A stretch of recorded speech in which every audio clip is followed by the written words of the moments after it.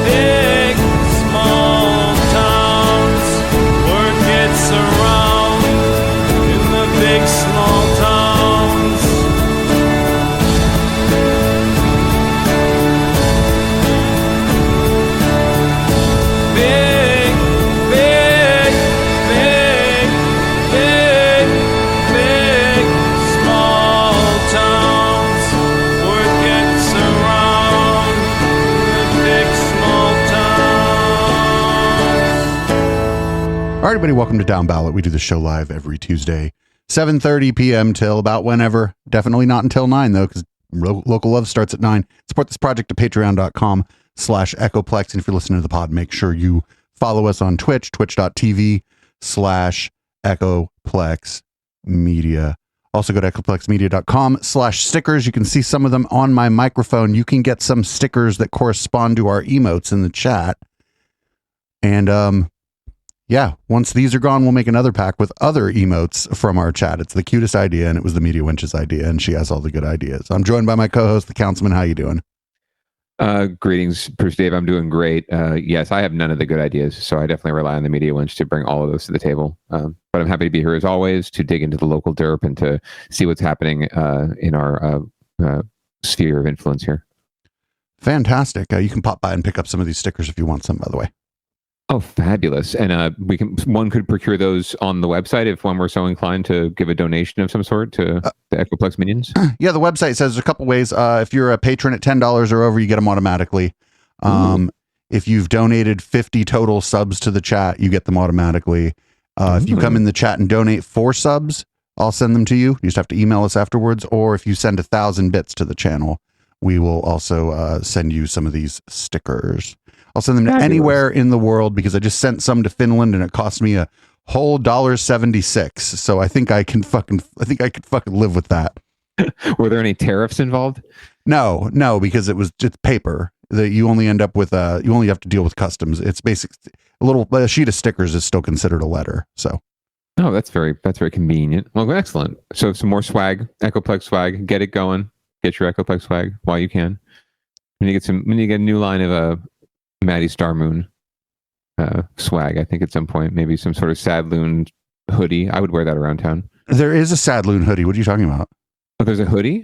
Yes. Oh, fabulous. Oh, I need that then. I might have to order that. Yeah. You just go to echoplexmedia.com/swag. Use the promo code on there and you can get a big fat discount if you use the promo code that you got from the website too. So do you like how I set you up there for that? I think you legitimately don't know what swag we have. I really don't actually. I have a problem with having too much swag, right? So I've got swag going back like 20 odd, 30 odd, 40 odd years in some cases, and the good wife screams at me to just get rid of it all. And I just keep saying it's all going in the big T-shirt quilt I'm going to make one day. But at this point, I have way too much shit. But I would definitely, I will have to check out the store. There's a couple things on there. I'm wearing some swag. Okay. Ooh, what you got? Oh, it's beautiful. Yeah, it just came in today. It's our little, I drew that in Inkscape. It's our little punk rock tux Echoplex Media, a little bit of Linux love. Was that the surprise swag that you were talking about in the post the other day? No. The Media Wench is still working. The surprise swag was the stickers. Ah, okay. Well, there were some surprise stickers, I guess, then. Yeah. And we have different kinds of stickers coming in too. They just shipped out today, so I should probably have them like Friday or Saturday. There's all a reason to do an in-studio with you at some point in the near future. Definitely. So let's get to it. Our first story we don't have video for, but I found this and I thought the pictures they collected for this were so fucking good that I was like, you know what, I'm not going to go looking around for video for this. So there was a somewhere near Los Angeles in the LA area, a bunch of cash fell out of an armored vehicle, and look how happy this guy is. The good wife and I did see the video of this live on one of the stations. I couldn't find it myself either, but yeah, there were a lot of happy people. Although I think they're being asked to give the money back in some cases, but I don't precisely know. But yeah, the visuals, the pictures just speak 1,000 words. I'd say they're never going to find that guy. No, definitely not. A nondescript dude with sunglasses and hat in bagging up some money in the resolution of a Nintendo Game Boy. They're never going to find him. Yeah. And then bagging it up though, really thinking ahead, not just grabbing money and fist over fist, putting it in something so he can get more. These people made a big mistake. We've been asked to wear masks for a very long time. And when the fucking money truck turned over and dropped a bunch of cash everywhere, nobody thought to themselves, you know what I should put on? A mask. It was the perfect time to have it on, right? Just by normal practice. Anyway, well, we shall see. I mean, I don't know how money like this, it's an armored truck, right? So I don't know how much of it's tracked, right? Like the serial numbers on the bills and that kind of thing. And if they come back to the treasury at some point, right? Does that flag someone? I don't know.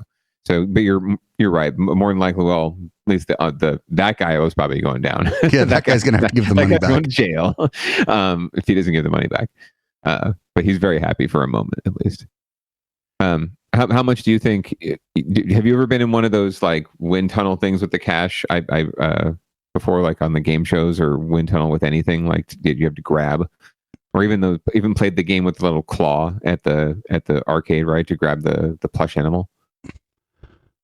The thing with the money whirling around, it's a lot more difficult than it appears. Yes, very much so. That's what I was going to say. I've done it not with money, but with just pieces of paper, right, in a fun contest and in an actual phone booth style, TARDIS style facility. Yeah. And it was incredibly hard. I think I got 2, and it was because I stomped down on them with my feet and held them down while I picked them up off the ground. But that was I just got lucky. Anyway, speaking of lucky. Well, speaking of unlucky, we have to wait for an ad to play. This is a lot less difficult than if the money's swirling around in one of those little tornado booths because it's just on the ground. But like I said, when you do something like this, wear your mask. Yeah, plan ahead. You're on camera no matter what these days. So yeah, wear your mask. Like if you're picking up money off the ground, even if you just find $20 somewhere, fucking slip your mask on. Fucking get it. You never know whose $20 that is. They may want it more than you, and they may be crazy, right? So you never know. While the ad's still playing, or which is finished up, what's the most money you've ever found just randomly on the street in one sighting or one score? Not long after I moved to San Jose, I found an envelope with $800 on the Hamilton 880 overpass. I just saw an envelope on the ground. I just thought, oh, this might be somebody's. You know, it wasn't sealed, but it wasn't like fucked up.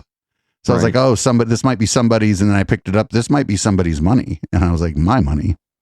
Yeah, I mean, like, there was no way to trace it to anyone, correct? No. Yeah. Wow, that I was not expecting that. No, I wasn't either. I found a 20 spot once. I thought it was going to be like, I thought it was going to be like, I thought it was going to be like somebody's phone bill, or maybe somebody like tried to send, it just looked like, I don't know. It was a fresh envelope. So I was like, whatever's in here, somebody might need. And I was like, oh, yep, somebody does need this. Me. Fabulous. Yeah, I found a 20 spot once. That was the most I've ever found. So I was not expecting the 800 bills, but that's fabulous. What'd you do with the money? Just put it away? Safekeeping? Put it in your mutual fund? No. Spend it. Spent that shit on beer and women and men. That was at about that time when I was still writing electronic music. It was like right when I moved to San Jose. So that was like half of a new computer. Right.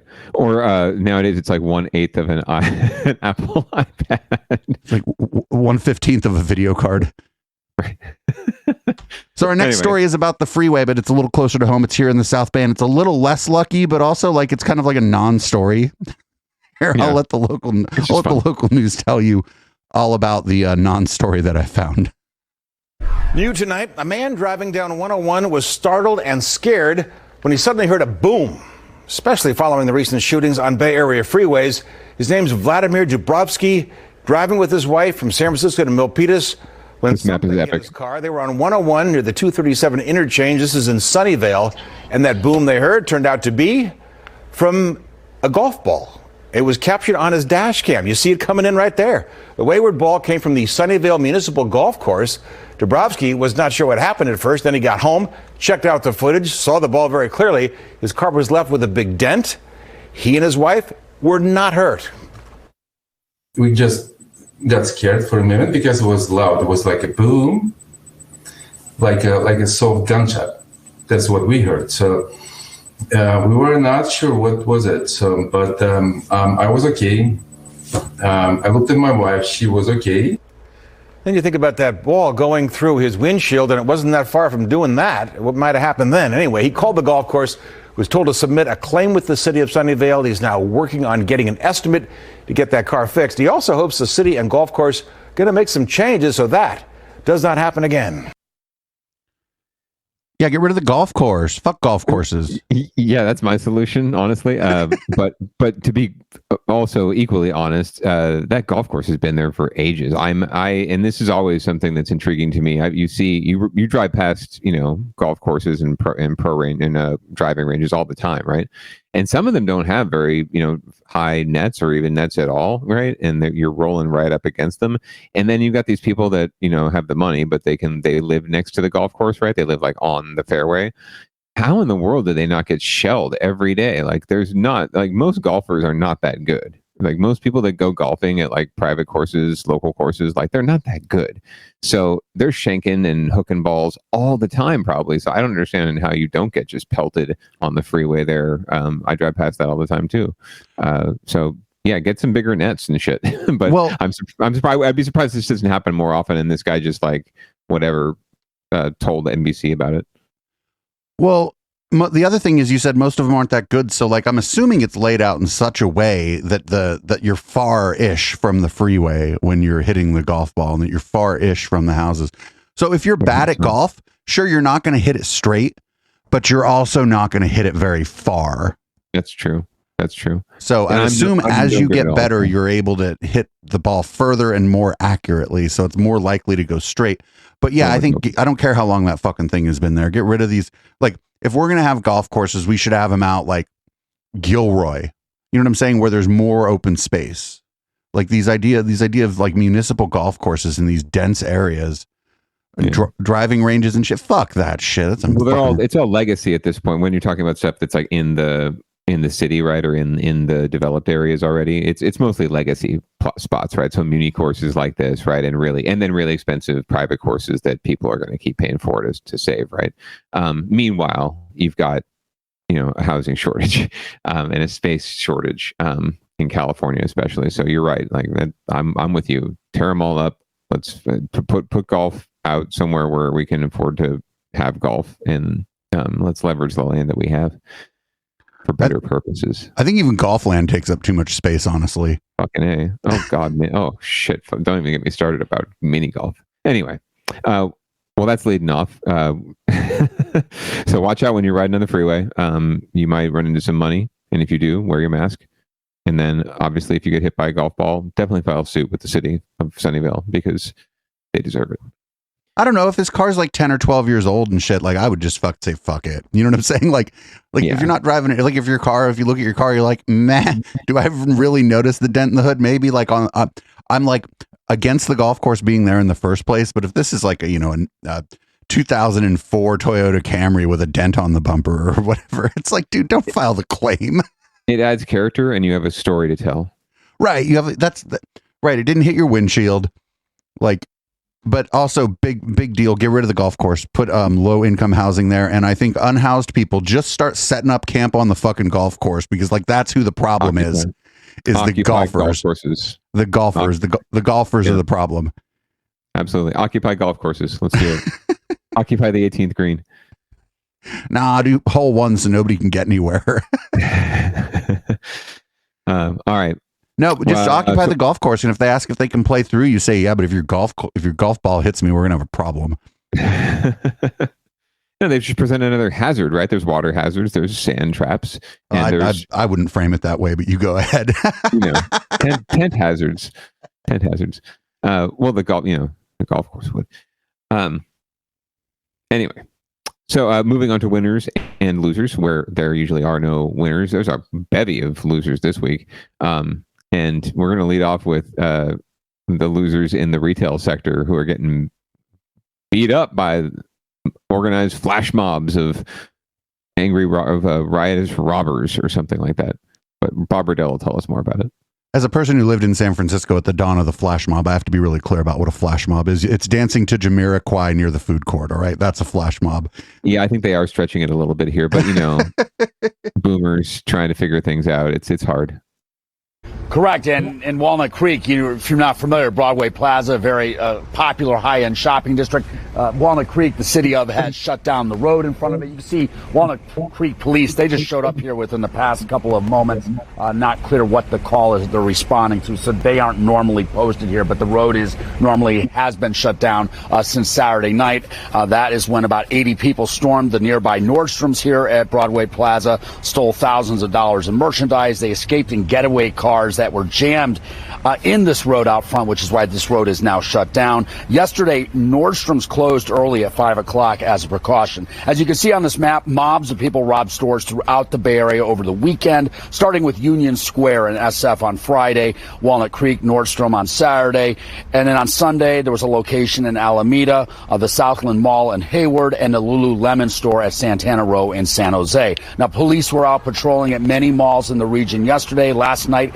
extra guards on hand weekend at Santana Row. They even had one stationed outside the Lululemon store that was hit Sunday. Police say a group, including at least one man with a gun in his waistband, made off with $40,000 in merchandise from that store. At the same time, across the street at the Valley Fair Mall, $7,000 worth of sunglasses were stolen. VP Security Services in San Jose says it's seeing an increased call for its guards, including from stores and malls. A lot of people think that cameras will replace security officers, but it doesn't replace the persona, the energy that we give off. But it does. Hey, I'm serious about my security, I'm serious about my property, and I want to prevent loss. Local district attorneys say they are talking to each other and to police departments about how to put a stop to this surge in retail theft. We spoke with former prosecutor Stephen Clark. He says the thefts that we've been reading about, reporting on, should not be treated like simple property crimes.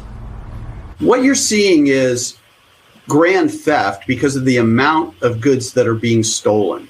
But you could also see robbery charges if people that work in the stores are getting this product taken away by force or fear. Governor Gavin Newsom says he is directing the CHP to increase its presence at shopping centers through the holidays. He's also increasing funding for the Organized Retail Crime Task Force. Reporting live here in downtown Walnut Creek, Bob Riddell, NBC Bay Area News. All right, thanks. Meanwhile, in Oakland, 10 people were shot last night in a predominantly black neighborhood by a rogue cop. Oh, but that's like the that's like the side story. Well, so as you might imagine, I'm of two minds here. No, the left and the right brain, something like that. Go for it. They're hitting only high-end retailers. So it's bad shit for the people working there. Like, don't go fuck with people that are working. It's bad. But also, I don't know. Okay, so seriously? Yes. We're going to find out. Guess where all this was organized? Guess what? Where are we going to find out that all this was fucking organized?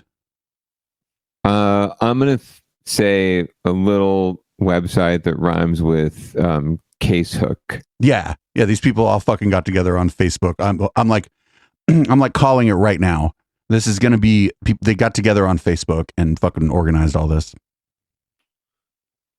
I have absolutely no reason to doubt that that's the case. And probably branched off into other social media spheres as well too. I'm sure Facebook wasn't the only space, but certainly the place where it all begins, right? And it all comes back to.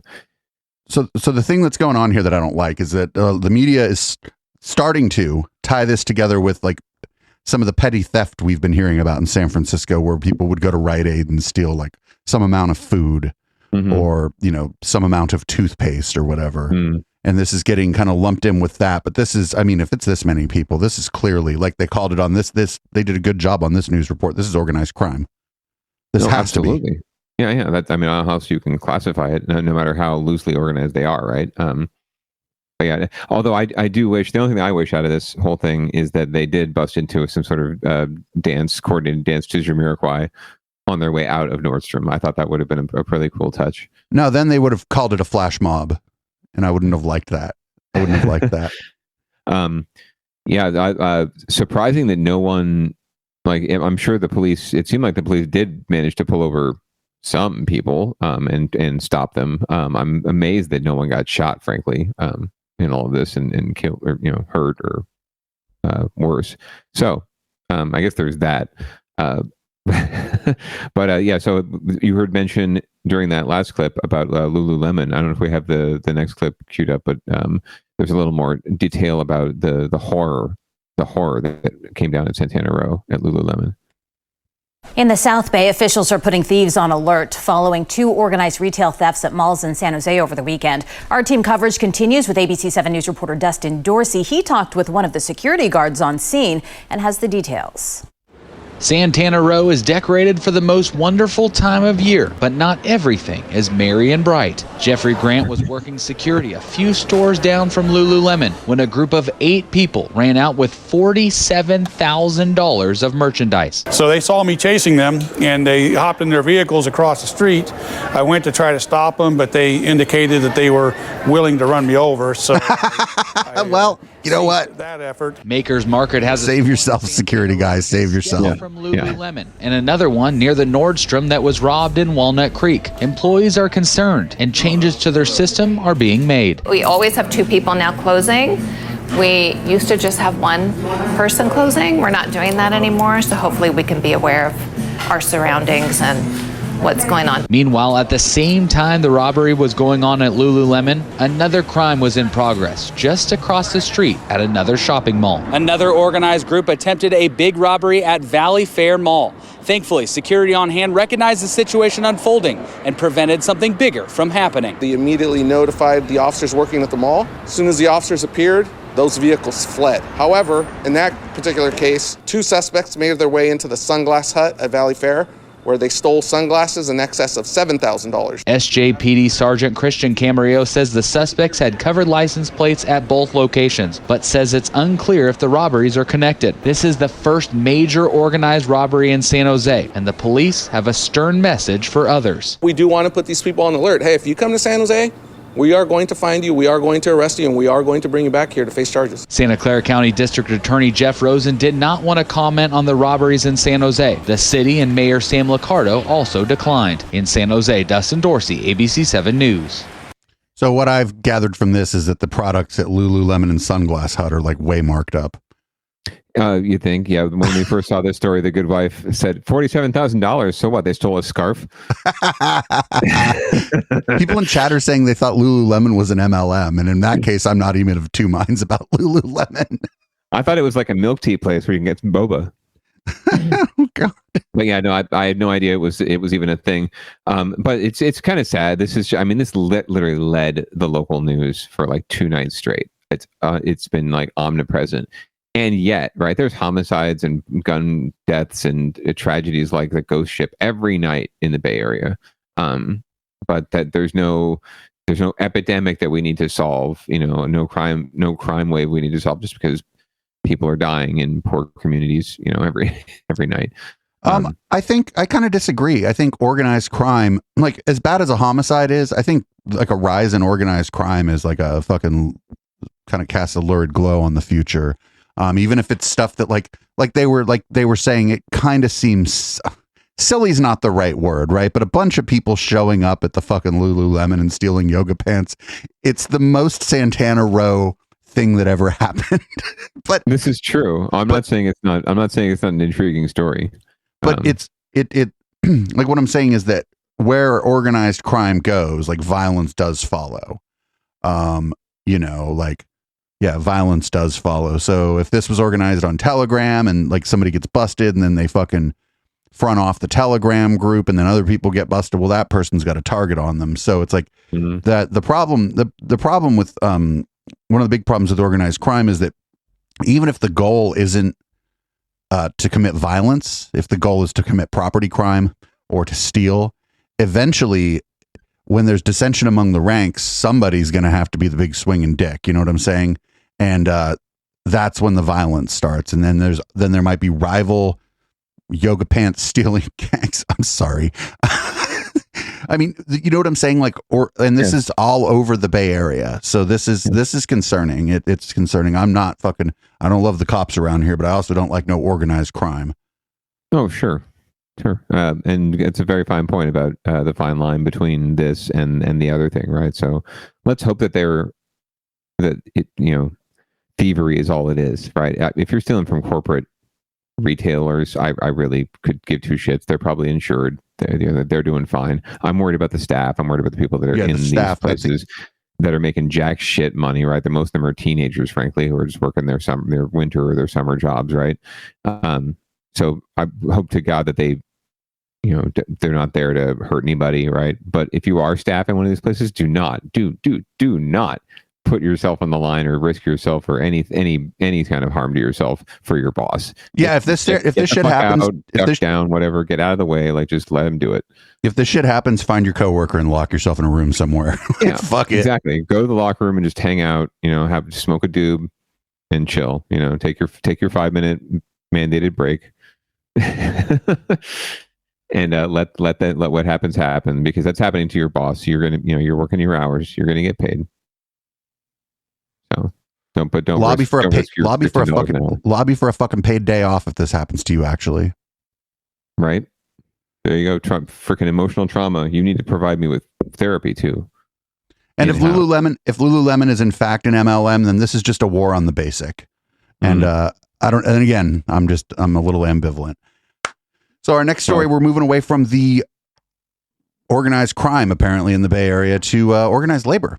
Oh, look at that. Hey, sometimes it's the same thing. I'm just kidding, my friends, my brothers and sisters. Solidarity first. Anyway, sorry. So it looks like there's some engineers that work for Kaiser who are striking, and it looks like some of their other coworkers are striking in solidarity with them, which is good shit. We don't see enough of this in America. Let's let the local news cover it in a probably anti-labor skewed way. Well, happening now, Bay Area Kaiser facilities dealing with what may be the widest strike so far this week. More workers on the picket lines to show solidarity with striking engineers. NBC Bay Area's Chris Sanchez is in San Jose with a look at what this could mean for you if Kaiser is your healthcare provider. Kaiser engineers are now entering their 63rd day on the picket line. Today, they are joined by nurses and also by mental health clinicians. Wait a minute. How am I just hearing about this? They've been on strike for 60 days. Yeah, the engineers. So the reason no. What I'm saying is this. First of all, engineers are not a class of people that you associate with labor action.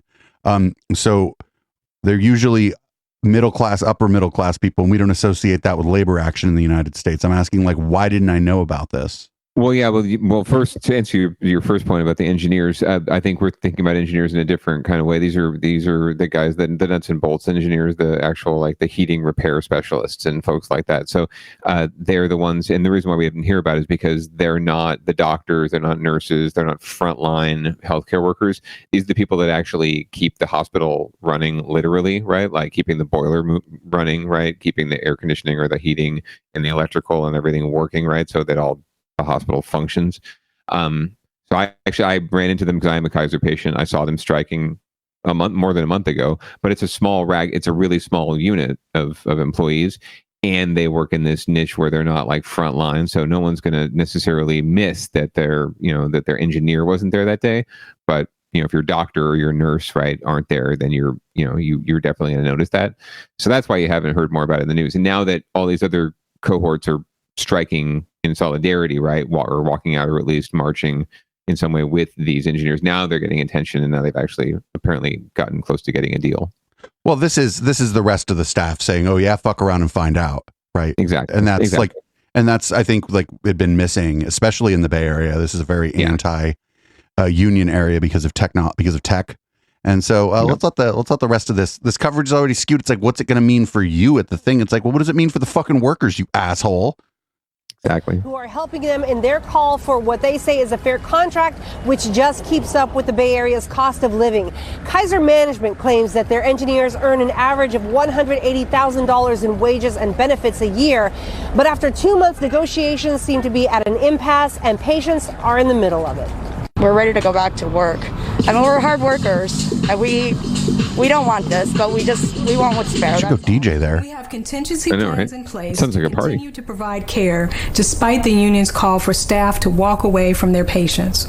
If Kaiser Permanente is your healthcare provider, here's what you can expect. The ERs and the hospitals will continue to remain open. The hospital says that managers and trained contingency staff will be providing care. Some non-urgent appointments are going to be rescheduled, like radiology and lab work, and some patients may be transferred. The picketing is going on here in San Jose, but also is planned for locations in Oakland, San Francisco, Santa Rosa, and in other smaller locations all around the Bay Area. In San Jose, Chris Sanchez, NBC Bay Area News. Yeah, I think I was right. Well, though, when they say 180K, including benefits, they count paid time off as like benefit at your full wage. 100% sick leave, healthcare, pension, all of that. Like they count it all under that number. So that's not take home. Yeah, that's what I'm saying is like that 180 number. I mean, 40 of that's probably healthcare. At least, yeah, absolutely. And it's probably through Kaiser, so they're probably kind of juicing the numbers there too, because you know what I'm saying? Like, yeah. Well, don't forget taxes. I mean, the way the tax structure is worked out now, I mean, they're probably paying 30% in taxes too, or 25-30%. So, yeah, like it takes it's a big chunk out of it. But I mean, so at the end of the day, even if they were making 180K, right? If you look at the numbers out there, like if you want to own a home or even a condo, right, or not be a renter for the rest of your life, that's kind of like the bare minimum of what you need to make to be able to afford that.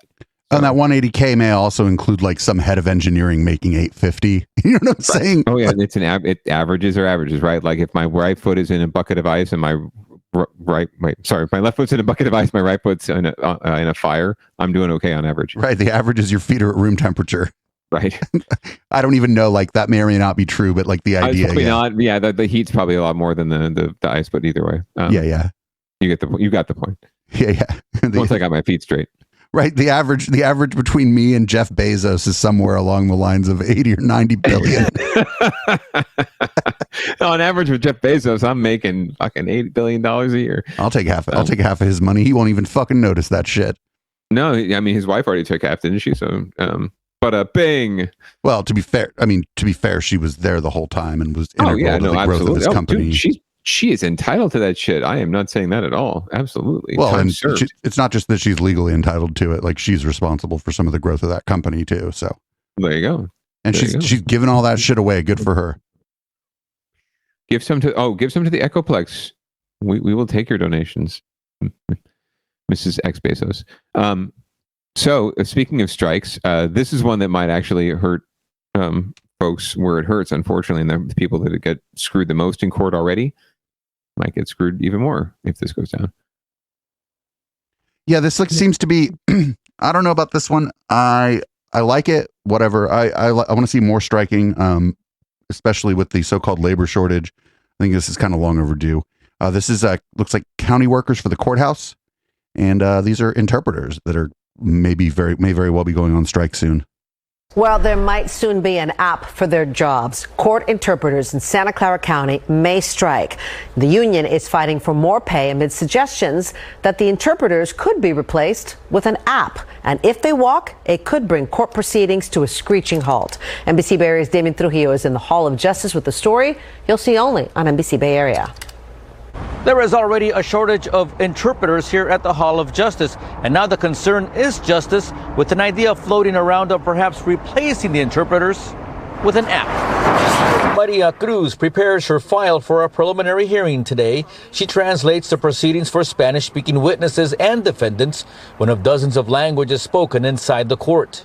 Punjabi, Cantonese, Dinka, French, Amharic, Arabic, Farsi. Interpreters are vital to a fair criminal justice system and ensuring that people that do not speak English get equal access to justice. The interpreters are in a labor fight with the courts. The State Employee Relations Board is looking into accusations of unfair labor practices filed by the interpreters.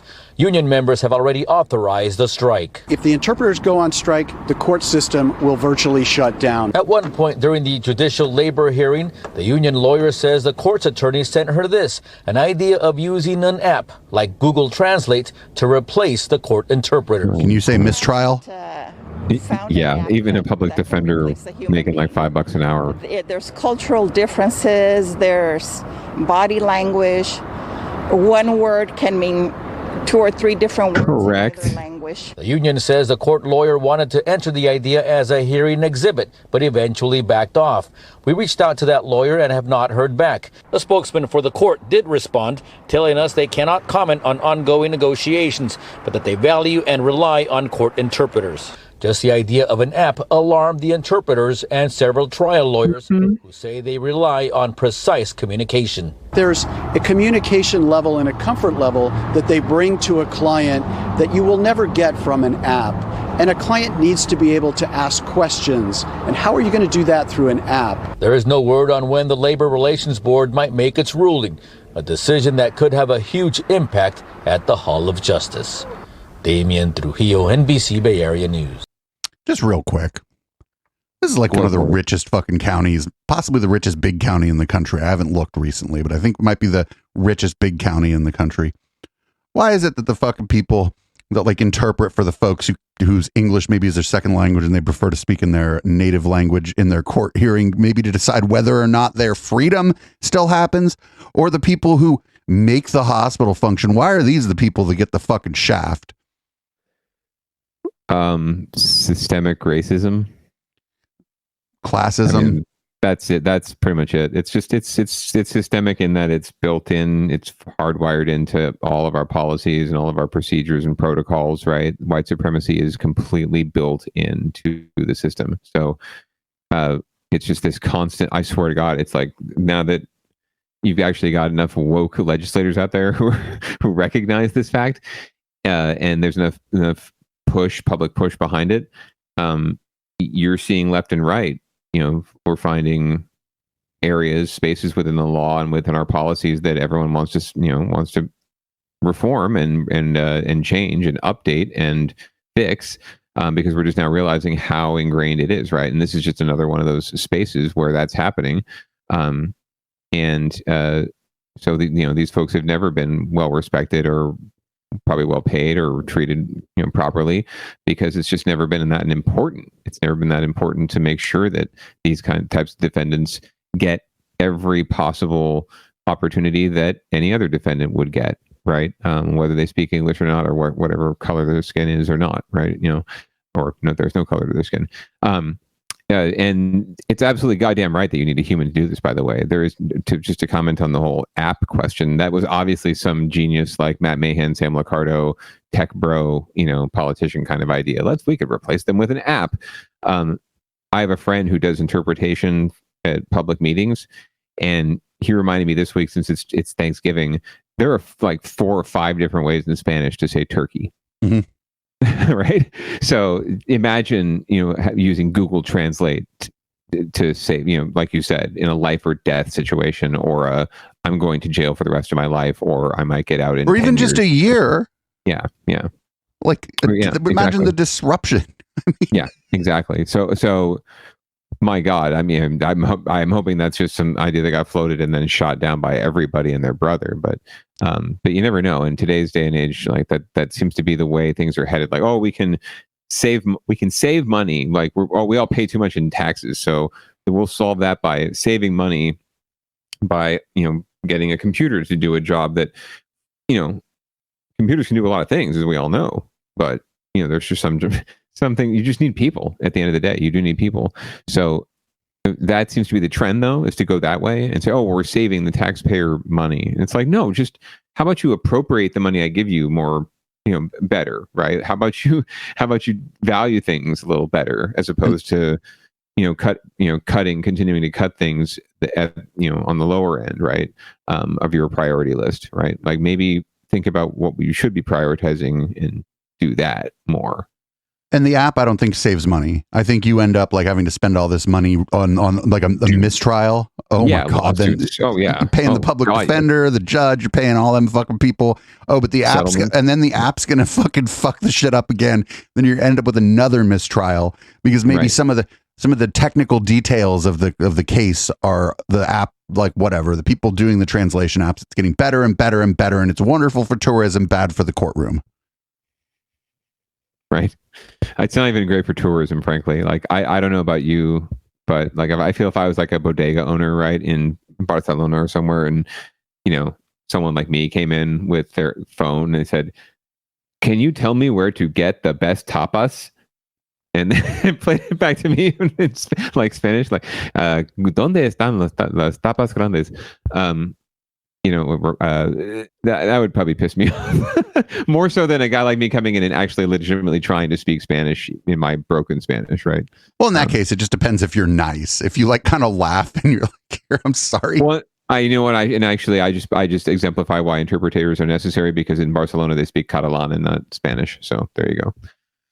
So we're gonna move to something where the stakes are much, much, much lower.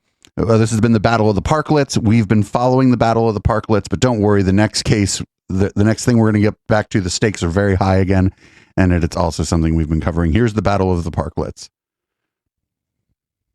This parklet has been cited for 7 violations. Among the issues, having a roof, encroaching on the sidewalk, and not providing drainage by the curb. And if it's not all fixed within 2 weeks, the city will hit them with thousands of dollars in fines. Elaine Chu has relied on this parklet to keep her 15-year-old Chinatown restaurant, Grant Place, afloat during the pandemic. Outside have a little bit business. If can't, I don't know how we can do it. But now a new issue is threatening to derail her recovery.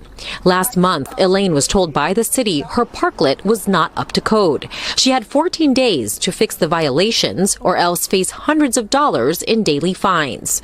Next door, Washington Bakery also received multiple citations. We got cited by DPW, and then the week after we got cited by fire department, and then the week after we got an email from SFMTA saying that we can only take 1 parking spot. Chelsea has spent thousands of dollars improving her parklet to bring it up to code throughout the pandemic. She says she's willing to continue doing that, but wants a less aggressive approach from the city. They gave us 14 days to fix it before we get fined every single day, when we didn't even know about these changing regulations. There's no clarity between the departments, and nobody knows which way they're supposed to go in terms of how they're going to conduct business. And it's easy to see why they're frustrated. Today, we reached out to the city to find out what the current rules are for parklets, and we're told different departments have different requirements. Every week is just something new. In San Francisco, Ginger Conejero-Saab, NBC Bay Area News. So a lot needs to be sorted out. Now, within the past hour, we heard from Supervisor Aaron Peskin, who says he's going to introduce legislation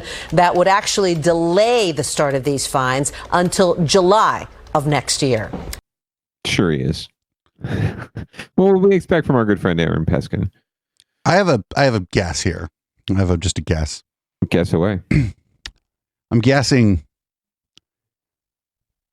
those who have parklets in the Castro and Nob Hill maybe aren't being sent letters or inspected as rigorously as Chinatown maybe, or if there are parklets in South of Market where all the entertainment is. I would imagine that maybe those people would be getting a bit more inspection time than North Beach. You're a good guesser, producer Dave.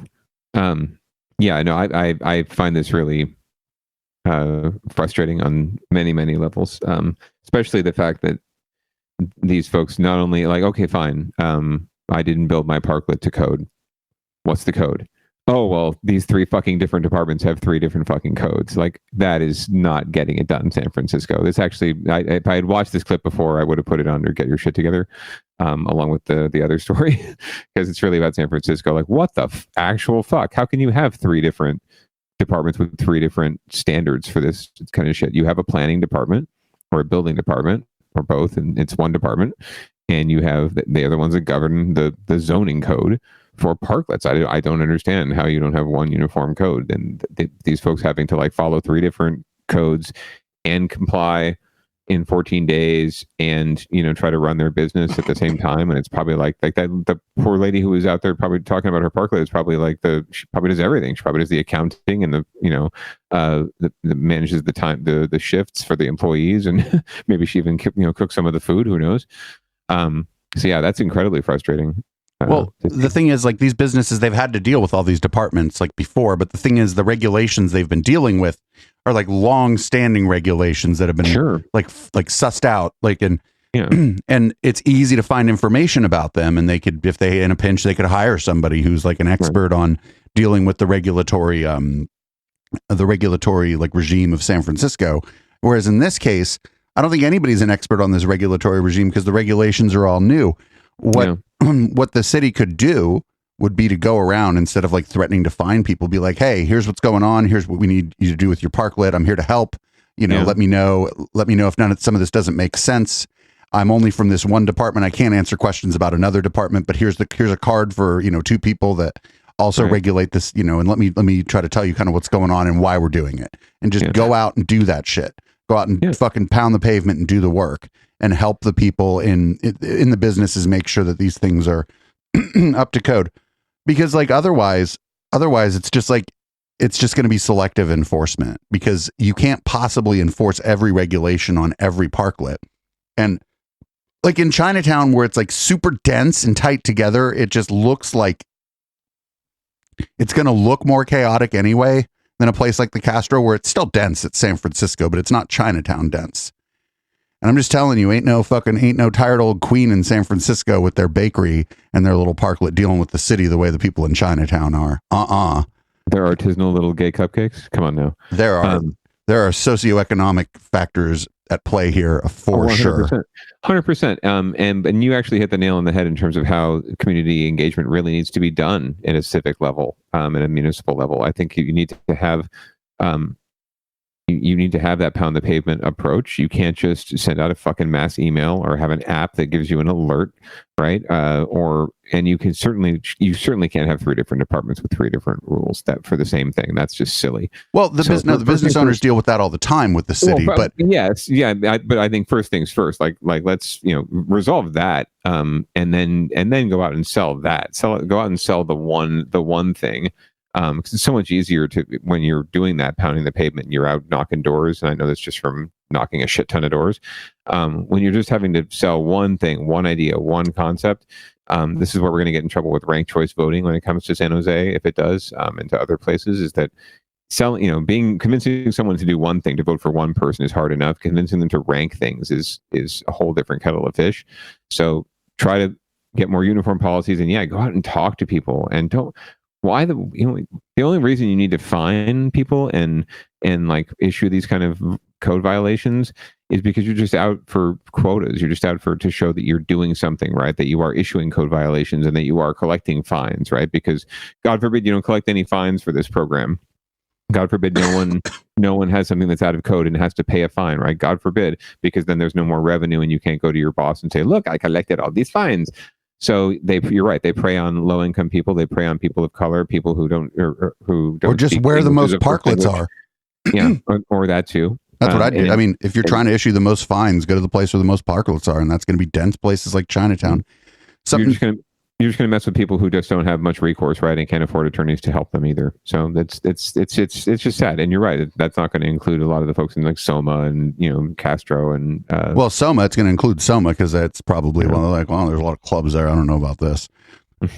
But yeah, it's not going to include the Castro, Nob Hill, North Beach, the financial district. Yeah. The Fisherman's Wharf area, all the tourist, all the tourist spots. Especially no place where tourists go, God forbid. So I had 2 Elizabeth Holmes stories, but we're starting to get up against it here, so we're just going to run the one. We've been covering the trial of Elizabeth Holmes. I'm starting to become more and more ambivalent as I start to see the people she scammed. I'm like, I don't like those people. Fuck it.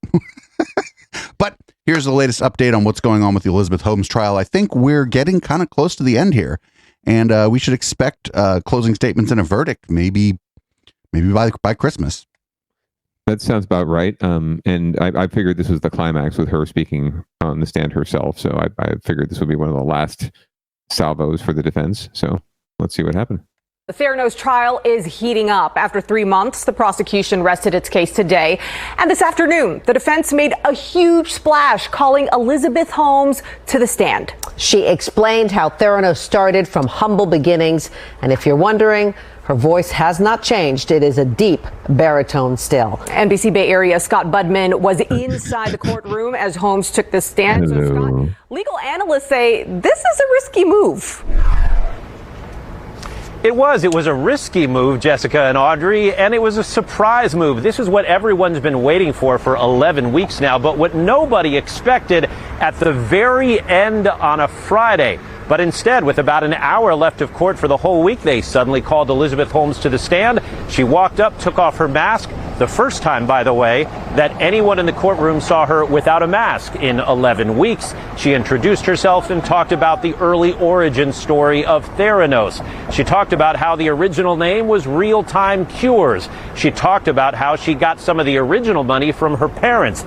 Now remember, Holmes dropped out of Stanford at 19, so she testified that some of the money that her parents had saved for college actually went towards the company. She then started hiring people and, most importantly, meeting investors. Those investors who would fund the company from the very beginning all the way up until the bitter end. She was very poised and, like you said, her voice did not change. It was the same tone that we've gotten used to all these years. One note, this was her team talking to her, the defense team, and they took the whole hour. Certainly no cross-examination today. They want the jury to have a poised Holmes, a Holmes who smiled at the jury and made eye contact with the jury and told a positive story as they go for the weekend. We won't hear any cross-examine until sometime into next week.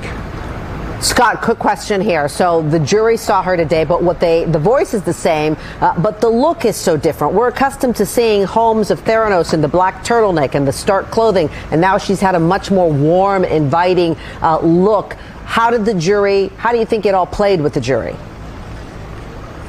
It seemed to play well with the jury. A lot of people in court, and obviously we weren't allowed to talk to jurors, but a lot of people in court noticed for the last 3 months exactly what you just said, Jessica, that she's adopted a different look and that she comes across very friendly. She still makes eye contact with the jurors, even with the mask on. So it's not that much of a surprise when she took the stand that she felt somehow personable to them. And I think that's the goal, to try to humanize her and make her personable to the jury, as opposed to the very severe CEO that people saw in years past. Now, did she, refute any of the things that we've had so many witnesses on the stand talking about how, she convinced them that the Theranos machines worked, that they had a military contract. Did she talk about any of those things and rebut any of those things? That did not come up yet. Again, I think the defense just wanted to talk about the origin story and sort of introduce the new Elizabeth Holmes to the jury before they went home for their weekend. Obviously, it's a risky move, like you said at the top, because of the cross-examination that will bring in all of those things that Holmes told investors and others that turned out not to be true. There's a lot more to go in her testimony. A lot more for sure. All right. Thank you very much, Scott. 1, 2, 3. Her lawyers think she's cooked. Well, that's really why they're trying to bring the full-on Becky with the good fruit, Becky with the good blood vibe. Listen, there's a podcast I listen to. They're shit libs. It's Kara Swisher, Scott Galloway.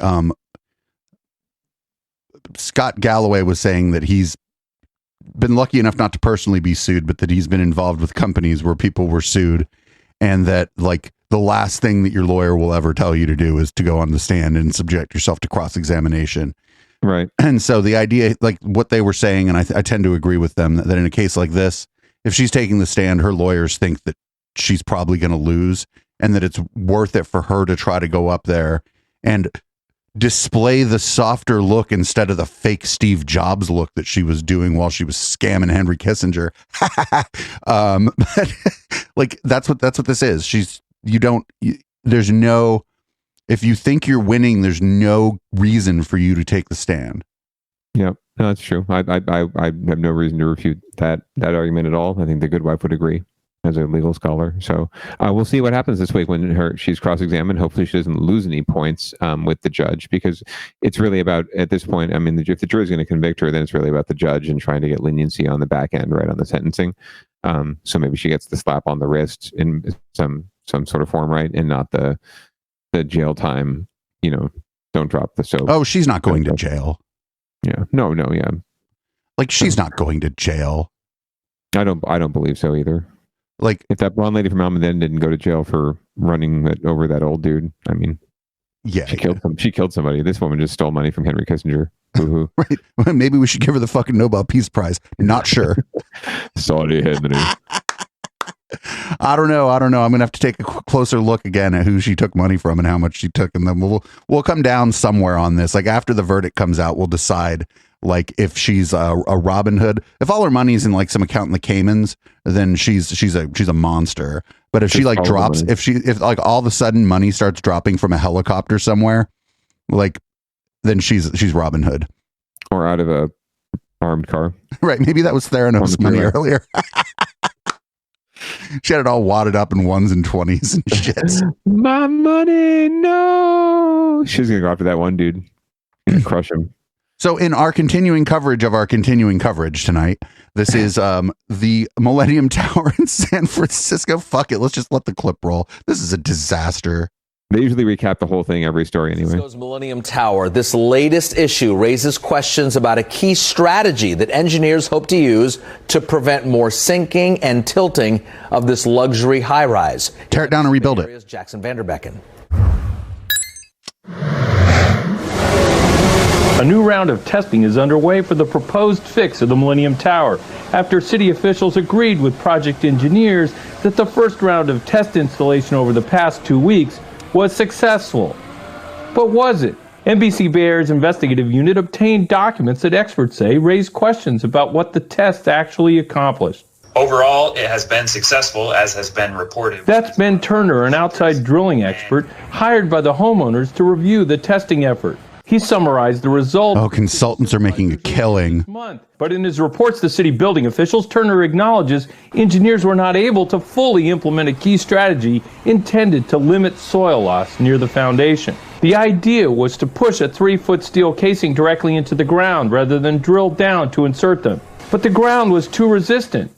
Turner says crews were not always able to keep the specified minimum amount of soil inside the casing to act as a plug against too much soil from being lost. Still, he wrote, the approach is deemed successful on the basis of negligible building settlement or tilt. And down here you can see over 2 weeks, quite a sharp drop. Geotechnical. Is that a conspiracy video? He's showing us a piece of paper. Is that nothing really worked as planned. The test installations were in effect a failure. They had to break their own rules. He's a geotechnical conspiracy theorist. We reached out to the fix designer for comment, but have not heard back. However, in a recent report to the city, he said he expected the sinking that's happened so far. But some other experts agree with Pike that the rate reflected during the short testing period is in line with the level logged between May and August, when the building sank an inch at the northwest corner and work was halted. That's pretty scary. Harry Poulos, an internationally recognized expert on tall building foundations, told us the new data shows fix engineers apparently never learned the lessons he's had to trying to fix leaning buildings over the years. So just to summarize then, construction activities themselves can exacerbate rather than fix the problem if you're not extremely careful. An important warning as round 2 of testing continues at the Millennium Tower. Jackson Vanderbecken, NBC, Bay Area News. If that old guy that was an expert would have said, as Dave says on Downballot, you're just going to have to fucking take the thing apart and fucking make a new foundation and put it back up, I'd have been like, yeah, you get him, old guy. Go for it, producer Dave. Just go.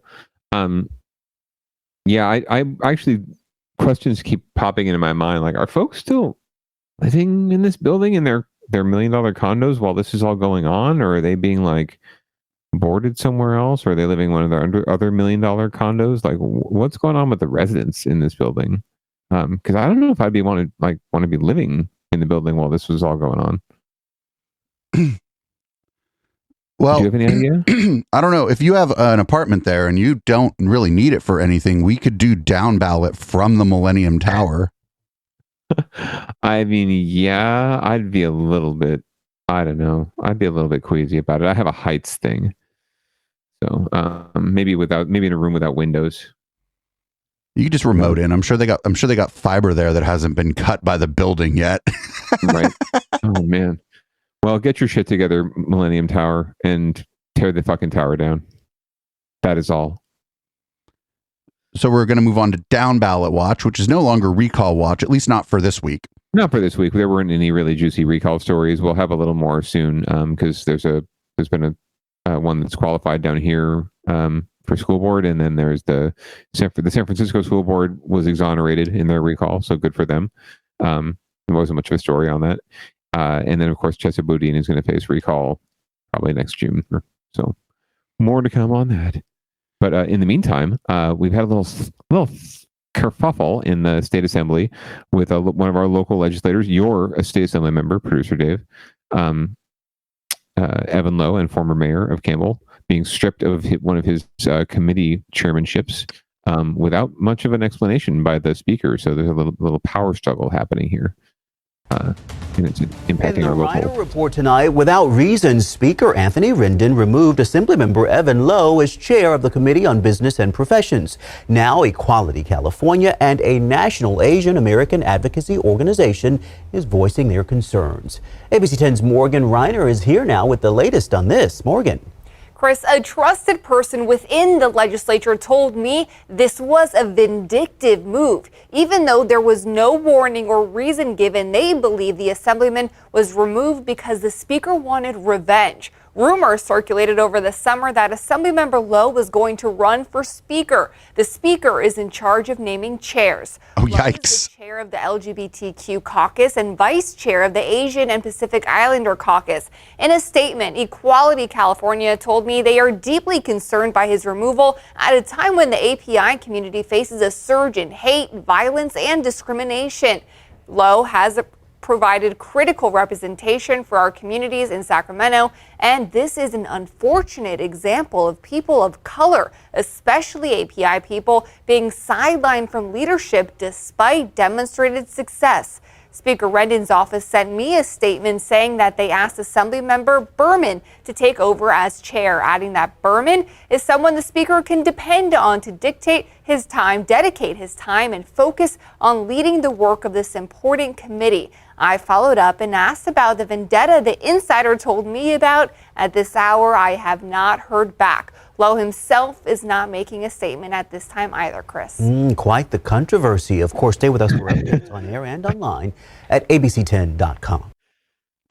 So my guess here is that this is political brinksmanship, that the speaker doesn't like that Evan Lowe might run for speaker, and that I'm starting to think that the current speaker thinks that Evan Lowe could get the speakership.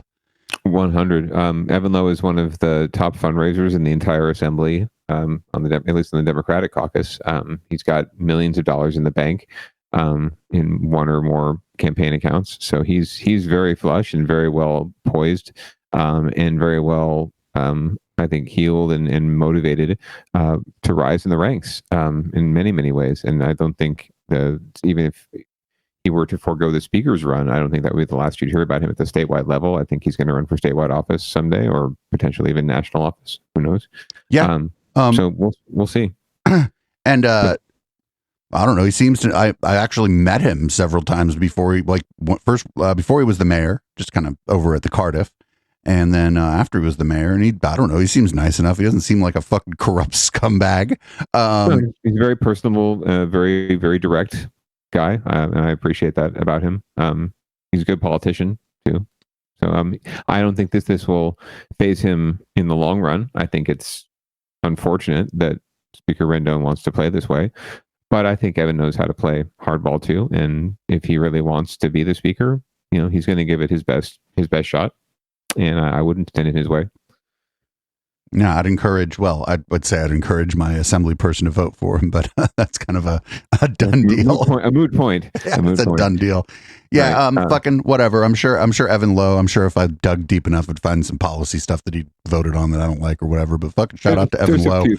But I don't think, I just don't see any reason to believe that this is like, that they're going after him for being gay or Asian. And I think that they may be giving the California Democratic Party or these organizations may be giving some ammunition to the people that are throwing a fit about critical race theory and wokeism if they lean hard into this stuff, because if he's going to run against this person and this person just wants revenge for that because they think he's going to win, well, that's just fucking politics as usual. It's dirty and it's nasty, but it's not the thing that everybody's saying. I don't think that I think even the least woke member of the California Democratic Party would know better than to go after someone just for being gay and or Asian. Oh yeah, no, I don't think that that's the motivating factor here. But I'm also not surprised that in groups like Equality California, or I didn't catch who the other group was, the Asian American National Group, but I'm not. It's not surprising that they would use that as a talking point, though, and make that the case, whether, or at least bring it to mind, right? Whether it's true or not. But it looks to be obvious, just political haberdashery, and we'll see how it turns out, who ends up on top. But like I said, it'll be a good fight. Yeah, but there's also even a bigger wrinkle with redistricting and the new assembly district lines being drawn, and Evan having to figure out where he's going to end up and where he might run, because he might get drawn out of a majority of the district that he currently represents. I don't think that'd be a problem for him. He's well enough known around the South Bay that I think that if the districts, even if it got drawn in a way that others would think were not favorable to him, I don't think he would have that kind of problem. Yeah, that's how I feel.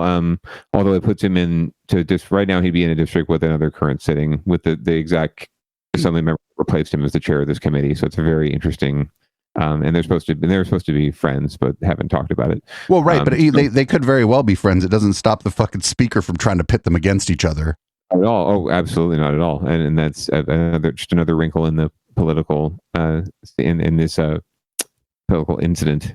In fact, if you were trying to kneecap this guy, what if not only is the person that they want to replace him with a friend of his, what if that's one of his closest allies in the assembly? And then it's a fucking shrewd and nasty move to try to pit them against each other. Do you know what I'm saying? Oh yeah, it's not necessarily the case with these two, but they're definitely not. But what I'm saying, I'm just saying that there's ways in which if they're close or connected or work together on things in the assembly, that if you want to kneecap Evan Lowe for whatever reason, then getting his friends to turn on him or whatever might not be the worst strategy. No, not at all. All right. So we got one more thing on Down Ballot Watch. Before we start, they should have never built the fucking stadium in Santa Clara. It was great for me to go get the vaccine there, and I'm glad it was there because it was efficient. But every time a fucking city builds these stadiums, they're like, oh, look at all this money we're going to get. It's going to be fantastic. And then all of a sudden, nope, it sucks. I'm sorry. It's like a mini version of the Olympics that keeps happening to city after city after city after city where they don't. Anyway, this is just about the curfew. Like you said on the thing, like Dave Matthews or some jam band might be really happy that the curfew's been extended. Maybe Fish, for example, Councilman, they might be happy that the curfew was extended after 10. The 10 o'clock curfew is stupid. If you're going to put the stadium there, just accept that you're dumb and you put a stadium there. I'm really sorry. Okay, the 49ers spent $4,000 for every registered voter in Santa Clara on that campaign. Actually, it might have been more, $10,000 for every registered voter in the campaign. That's a lot of money. Well, here we go. Here's the latest story about the stadium. A years-long battle over concerts at Levi Stadium and a so-called music ban has come to an end. Big acts, as we reported before, have pulled out of performing because they're not allowed to go past 10 p.m. during the week. That's going to change now. NBC Bay Area's Ian Cull has the big development, which might anger some of the neighbors. The weeknight curfew at Levi Stadium has caused finger-pointing between the 49ers and City of Santa Clara, and even performers like Ed Sheeran to cancel plans to perform there. For years, nearby neighbors have told us they detest the late-night concerts. Sometimes it will be unbearable. So in 2017, the Santa Clara City Council said the curfew would be enforced. No concerts past 10 p.m. Sunday through Thursday, and 11 on Fridays and Saturdays, no exceptions. But on Tuesday, the new council voted 4-3 to lift the curfew for special occasions during the week. The change allows for 5 non-NFL events, like a concert, to be approved by the city manager so they can go 1 hour past curfew from 10 all the way up to 11. And if there are any more beyond those 5 events, that would have to be approved by the city council. Some people who live right near the stadium aren't happy with the move. And I feel like maybe during the week it's a little bit too much, especially if you have like younger kids. I do have a younger sister who attends school in the daytime, and then I myself work really early in the morning, so I try to go to bed early, but it's kind of hard when you have noise like from the stadium. City Councilman Anthony Becker says weeknight concerts are needed because the revenue from those non-NFL events goes back to the city. So my job now as an elected official is to make sure that we are going to make as much money as we can off of this stadium. And that is going to come with very transparent oversight. Tear that shit down too. Sure that operations are going smoothly and making sure that the neighborhood's concerns are addressed. The 49ers, who run operations at the stadium, applaud the change, saying in part, this decision will help draw world-class entertainment to Santa Clara and will not only excite those in our community who love live music, but will also generate necessary revenue for the city of Santa Clara, local hotels, and small businesses. Ian Cole, NBC Bay Area News. That's my boy Rahul with the comms. Just telling nice. you. Just telling Very you. nice. They're like, we're going to build a stadium in your city. Just vote no. Yep, it's been the case just about everywhere. And this is not just like in the city, like, out by the industrial loading docks, right? They knew that there were neighborhoods right here, and they knew exactly what they were doing building it. People around it didn't have much power to stop it because they're the ones that live near the stadium, but they're not the majority of the city. The majority of the city lives south of 101, and they all voted for it. Because what the fuck do they care? They get the revenue, they get the 49ers, they get they get to look at it, but they don't have to live with it. So yeah, this is pretty typical of neighborhoods, low-income neighborhoods getting screwed by these kind of deals, especially when it comes to like a suburban stadium like this.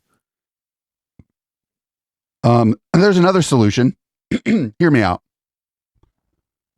Turn it down. Oh yeah, they could definitely turn it down. Like, when the cops come to your house and they don't break your party up, but they're like, you got to turn the music down. That's the solution here that nobody's even thinking of. Don't turn down the music. You can hear the concert if it's not screaming ass loud. So what an act could do is at 10 o'clock, they go, all right, we're going to turn everything down. We're going to turn down the lights. We're going to turn down the speakers.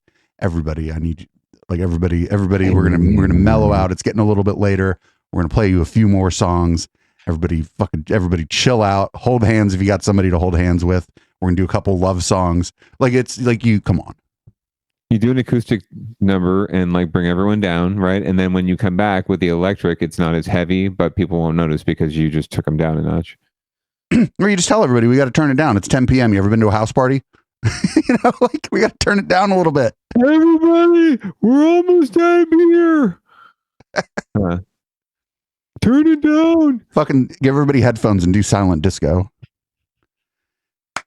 All right, so we're gonna move on to and another thing. We got local love coming up soon. I do believe I have Chip DeVille and Johnny Korn joining me in studio. I may also have Lauren Uros, formerly of Three Ring Simeon, joining us here either via remote or live in studio. But we got this. What's this last story? What's our and another thing story this week? I think we should just play it. It speaks for itself. A family in Santa Cruz County nearly lost everything in a fire, but a good Samaritan was nearby. Fire started inside a home in Scotts Valley this month. The family wasn't home, but the pets were trapped. A nearby jogger was about to warn the family with their ring camera and called 911. They let him inside and he rushed in the burning home to save the family's 4 pets. I want to give him a hug. I'll buy him lunch. I'll buy him dinner. I don't know. I want to just thank him so much and let him know how thankful we are. My kids, myself, my husband, we would be devastated if we lost our pets, let alone our home. Today, the family says they were able to find the man, thank him. Fire department says he could be honored with a commendation. Cool. Give him a commendation. Right. That's another thing. That's usually what we like to honor is a little human interest, a little animal interest, and it's great when they can both come together. So good on that guy for jogging and taking care of himself. Good on him for rescuing the cats. Good on the people for trusting him and to go inside their house and get the cats. Well, I mean, the shit's on fire, and the guy rang the doorbell, be like, "Dude, your shit's on fire." You're probably gonna be like, this is probably a trustworthy kind of person. Usually, I would go away from a house fire. You know what I'm saying? Bang bang bang bang bang bang. Hello. Wouldn't you, if you saw a house fire, be like, I'm going to go away from this house that's on fire? Well, I would at least like just get my cell phone out probably and call 911 like right away before walking up to the door and ringing the ring. But like, hey man, your house is on fire. That'd be interesting though. I don't have Ring, but that'd probably be an interesting pickup. Yeah, I don't know. I don't have a Ring either. In fact, if somebody shows up unannounced, they either know that the door's unlocked probably and they can just walk in because they're my friend or they're one of the few people that has a key. But otherwise, like if I'm in this room with the door closed working on something, I don't hear somebody knocking on the door. If I'm in bed, I don't hear nobody knocking on the door. Don't come over. I've always just walked right in and just taken whatever I wanted. Just like at Nordstrom. Did you listen to a Jamiroquai song first? Right. Anyway, thank you once again, Producer Dave, for a wonderful run through another fabulous docket of local derp. We also are ending at almost exactly the right time because there'll be about a 10-minute break, which is I usually put the feed up 10 minutes early. So thanks everybody for listening to Downballot.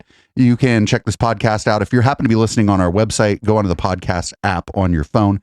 When you search for Downballot, now we are the first one on Spotify and Apple Podcasts. We used to be number 2, and that really sucked because the podcast that came up as number 1 hadn't put out an episode in 18 months.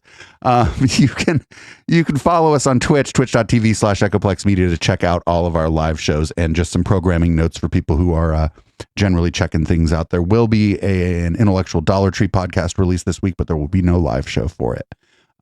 Me and HK are just going to do pre-record because I have some shit to do tomorrow, and I will talk a little bit about that during Local Love. There is, in fact, a Dirtbag Dan show. So thanks, everybody. Holidays. This has been another episode of Downballot. We went a little bit long, but just the right amount of long. This is Locals by Audible Smoke, and I will see everybody in just a few minutes for Local Love. Peace out, Councilman. Thanks for joining me.